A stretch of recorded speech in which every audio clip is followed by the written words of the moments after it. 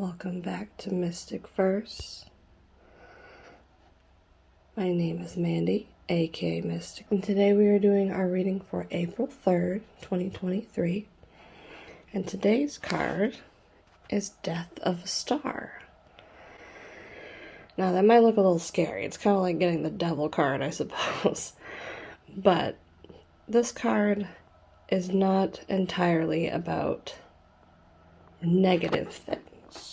At least not in my perspective. The number that we have today is 4. And 4 symbolizes health, salt of the earth, predictable and practical means. So when we look at this card, we see practicality and predictability. So we have those outer-reaching energies, very much like the card from last week. Normally, stars center around meaning hope and positivity and wishing on stars and things like that. But the death of a star, even in scientific terms, means some form of an ending. But stars don't entirely die. They just turn into a dwarf star, which is not that everlasting bright flame that a lot of stars are. But when I look at death of a star, I think of a transition. I don't really think of anything ending. When we look at the stars in the sky, the bright lights that we see are stars that have been long since burnt out. But other stars continue to be born all the time. So if we put this in the context of for what it means for this week is about change in some way. This is a transformation of something that was into something that we hope it will be. So what do we hope? What can we hope for with the death of a star? Well, when we look at those changes, it's like taking a peel off of an apple. It's still an apple. It just looks different. It's changed. So maybe we need to shed a few layers. Maybe we need to relearn something this week that we didn't actually understand completely until now. See, there's no actual death in this sense.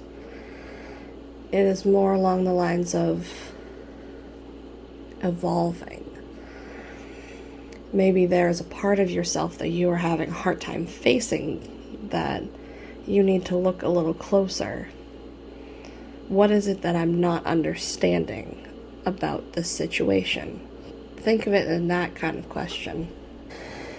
What is it that I'm not seeing for what it really is? Which draws us back to that cave card that we had last week.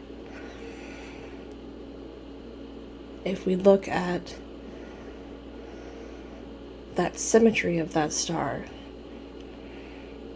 you see it reflecting exactly as is on both sides. There's no variation. There's no change. When that light changes, or when that light burns out, it becomes dull and it has to draw within itself. And it's no longer burning anymore.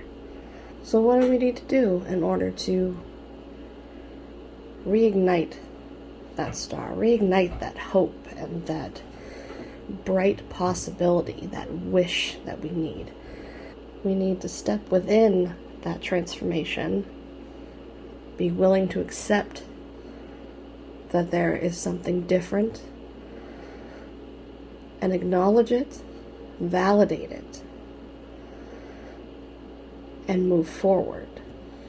But the interesting part is when we look at this, and we bring into that same ideology of the stars above us are long since gone. They are all dead and behind us. That goes to show that it takes time. So this is a culmination of something that is just beginning to change. Is there a part of you that needs to evolve? Is there a part of you that needs to take a step to reignite their own inner fire? Ask yourself those questions this week. You might be surprised to find that there is something within you that you needed to acknowledge that you haven't acknowledged before, because nothing is truly dying. It is simply changing. Energy doesn't die. It simply evolves. And that's something, anything metaphysical. And that is something that you will find in anything related to metaphysics. Evolving energy, no matter what it looks like, is incredibly important, because energy is not meant to remain stagnant. It is always meant to change in some way or move differently. I want to thank you for coming along with me today, and I will see you at the end of this week. Bye, everyone.